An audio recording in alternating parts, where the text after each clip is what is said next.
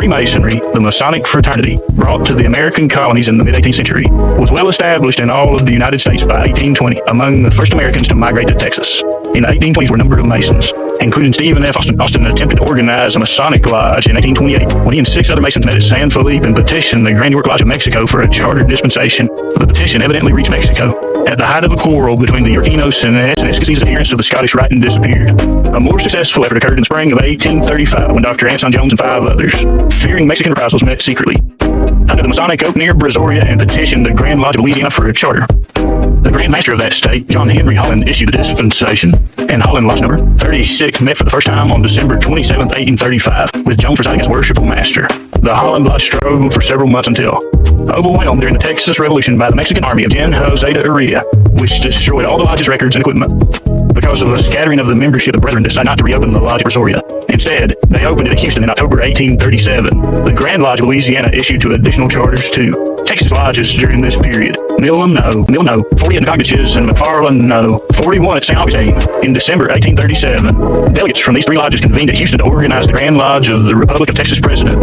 Sam Houston presided over this meeting, which resulted in the election of Anson Jones as the first Grand Master. Between 1838 and 1845, the Texas Grand Lodge issued charters to 21 more lodges, and membership increased from 73 to 357. In addition, there were probably some 1,100 Masons from other jurisdictions living in Texas at this time. Although constituting only 1% of the population, Masons filled some 80% of the Republic's higher offices. All of the presidents, vice presidents, and secretaries of state were Masons. After annexation, Masons continued to be equally prominent in the state government, and between 1846 and 1861, 5 of the 6 governors were members of the fraternity. Masonry continued to prosper. By 1860, Texas had 226 active lodges and 9,000 members. The Civil War saw between 1/3 and 1/2 of the membership in military service. During the war, the Grand Lodge issued dispensations for 32 traveling military lodges established within Army units. Meager records, however, make it impossible to determine exactly how many such lodges were actually formed. The Grand Lodge experienced severe financial difficulties during these years. Many lodges were unable to pay their annual assessments. And in 1861, the Grand Treasurer was directed to sell all United States government bonds and invest the money in Confederate bonds.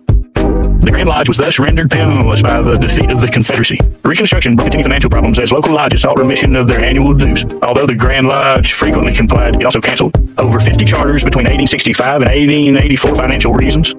Prosperity gradually returned, and by 1878, the Grand Lodge was solvent and membership had reached 17,000. This trend continued for many years except for brief downturns, as after most wars, Masonic membership showed a dramatic increase after World War I. In Texas, it climbed from 94,000 in 1920 to more than 134,000 in 1929. The Great Depression brought an equally dramatic decline to a low of 95,000 in 1937. A number of local lodges lost their temples, constructed during the prosperous 1920s, and their membership declined by as much as 60%. The waning of the Depression and the onset of World War produced the reinstatement of many former members, and after 1945, thousands of new members joined the lodge. Post-war membership reached 245,000 in 1961, a magnificent new Grand Lodge temple was constructed at Waco in 1948-49. This building, supposedly patterned after King Solomon's biblical temple, contains 135,000 square feet and includes a library and museum of Texas memorabilia. Open to the public, the charitable and benevolent activities of Texas Masonry fall into 2 categories. Before 1900, most of the money and effort was directed to education,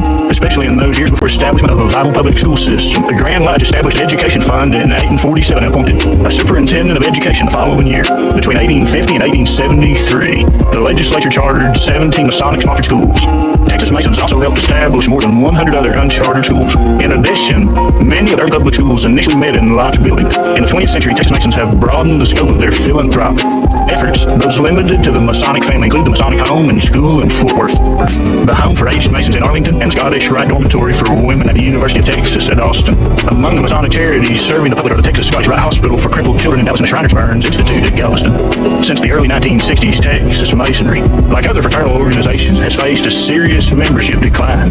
From the 1961 high, 245,000, the number of Masons dropped to 201,000 by the end of 1985, when 960 working lodges were reported. Changes in modes of living and moral values are among the reasons given for the failure to attract more new members.